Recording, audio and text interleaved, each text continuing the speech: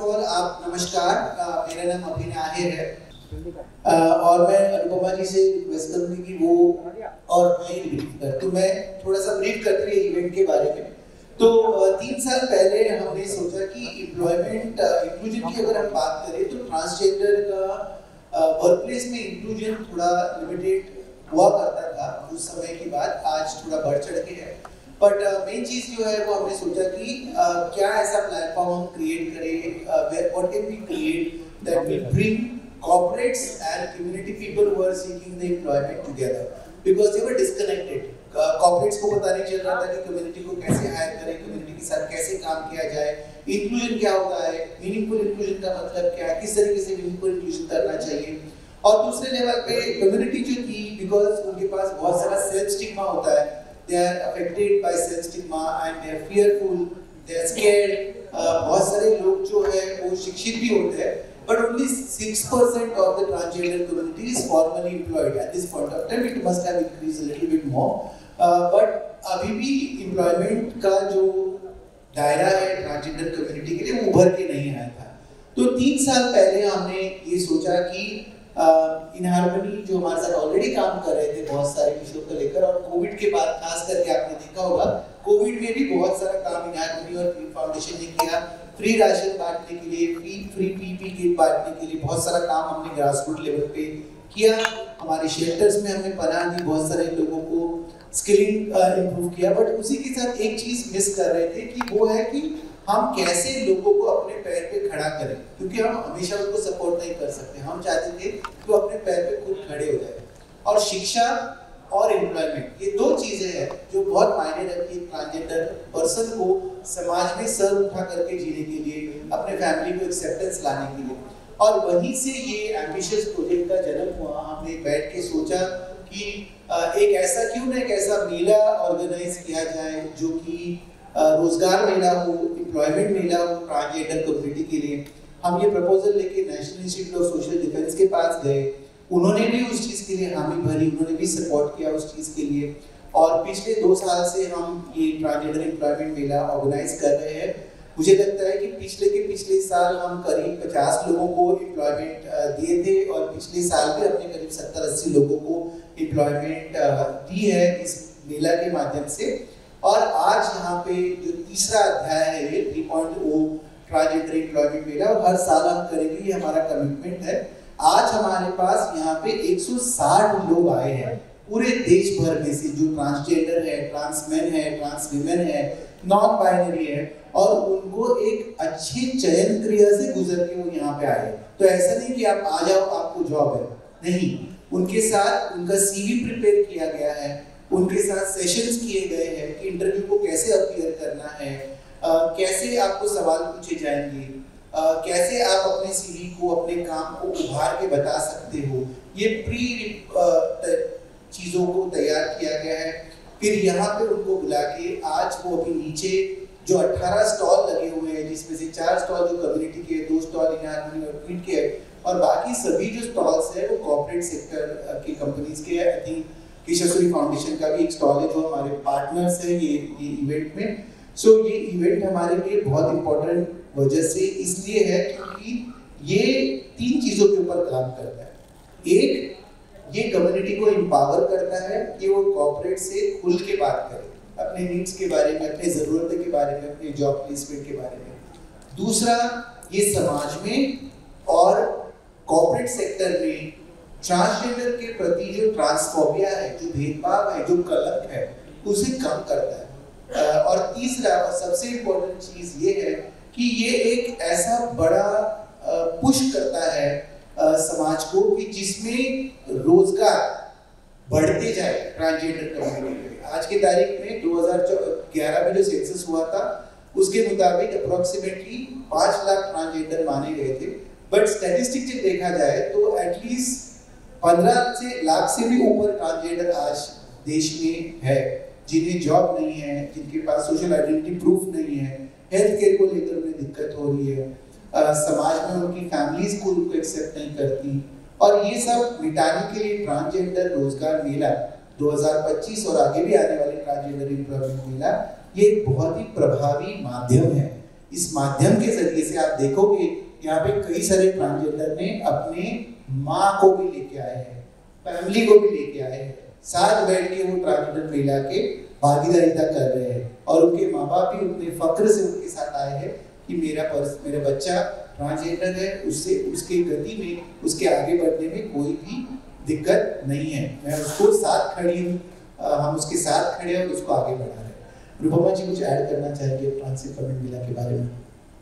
नहीं, मैं इतना बोलना चाहूँगी, एक्चुअली मैं कॉर्पोरेट साइड से रिप्रेजेंट करती हूँ। इन हार्मनी का काम हम कंपनीज के साथ काम करते हैं कि हम कैसे कल्चर ऑफ इंक्लूजन बिल्ड कर सकते हैं। सो जो भी हमारे जो अनकॉन्शियस बायस ट्रेनिंग्स एक्सेट्रा होते हैं, इसमें हम ये इशू को डेफिनेटली एड्रेस करते हैं।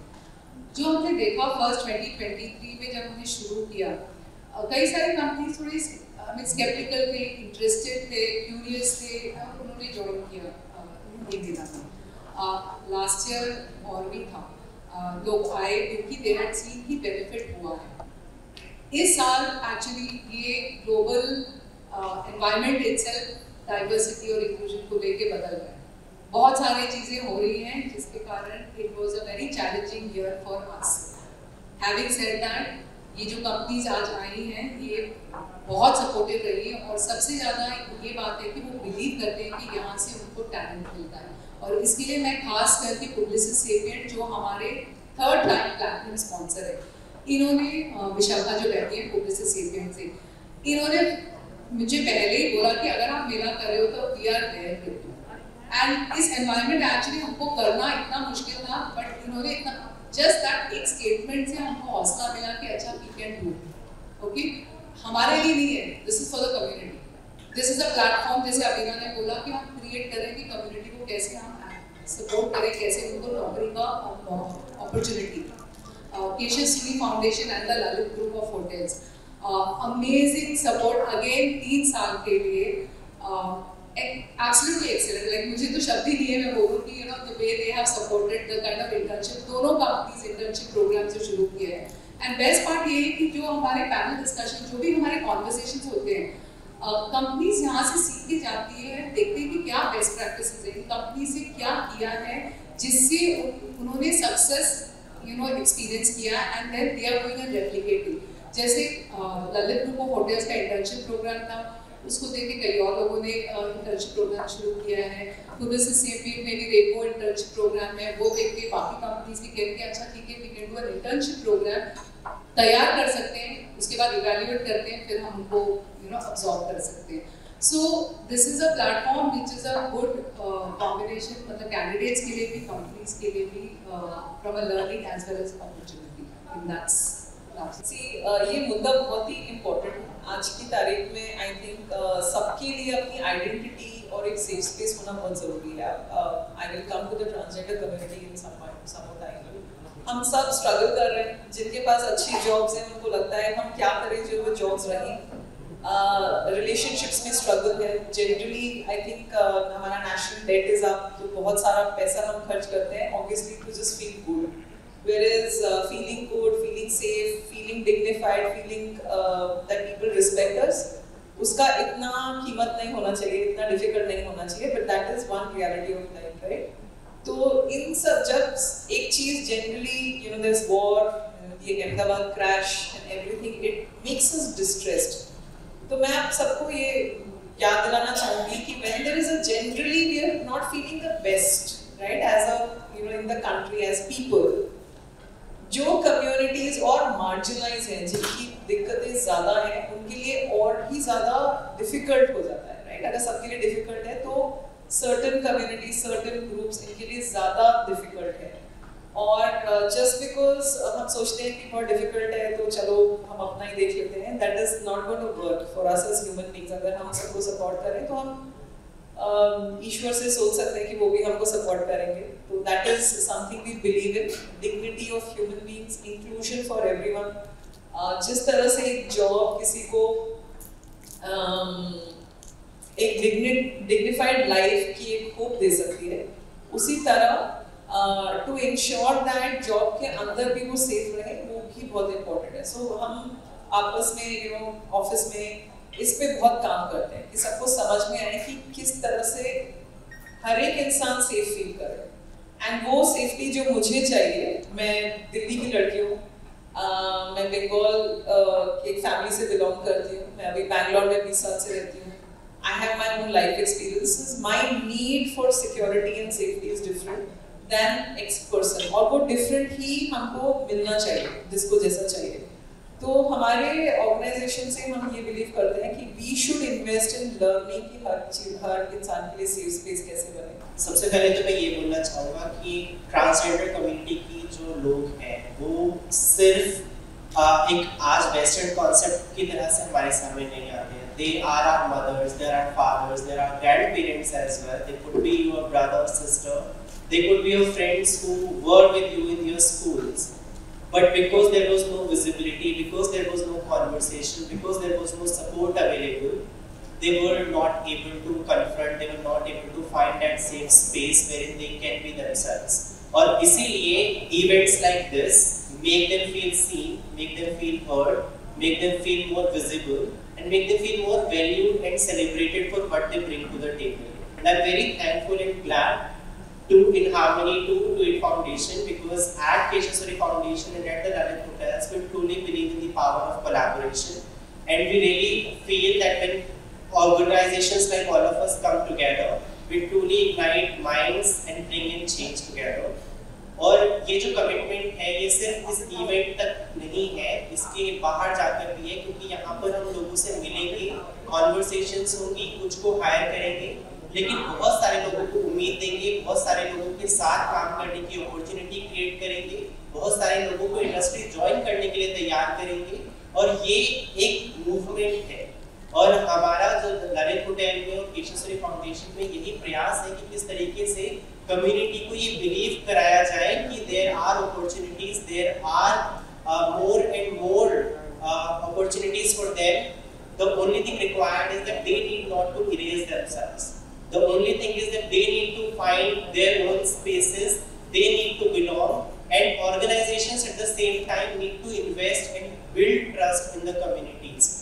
हमारा केशेश्वरी फाउंडेशन और ललित के माध्यम से हमेशा ये प्रयास रहा है कि हम डायरेक्टली हायर करने की कोशिश नहीं करते हैं, हम पहले इन्वेस्ट करते हैं, बिकॉज ये बहुत ज़रूरी है कि ट्रस्ट डेवलप किया जाए कि आप ये सेफ स्पेस जो है ना वो महसूस करें जब आप हमारे पास अप्लाई करने के लिए आए। और इसीलिए हम दोनों ही माध्यमों से बहुत सारी ऑर्गेनाइजेशन के साथ कोलैबोरेट करते हैं और कम्युनिटीज को विश्वास दिलाते हैं कि भले ही आप हमारे साथ काम करें या ना करें, लेकिन हमारी जो राइट्स की फाइट है वो एक जैसी है और हम इसमें एक साथ हैं। जैसे अनुपमा ने कहा कि DEI diversity equity and inclusion के लिए ये बहुत टफ टाइम है, बिकॉज बहुत सारे ऑर्गेनाइजेशंस ने बैकआउट किया, अपना सपोर्ट पीछे खींचा, लेकिन मैं अनुपमा और अभिना दोनों को विश्वास दिलाना चाहता हूँ कि ये कोई भी टफ टाइम नहीं है, ये इंडिया के लिए एक अपॉर्चुनिटी है कि इंडियन कंपनीज बहुत स्ट्रांगली एक साथ आए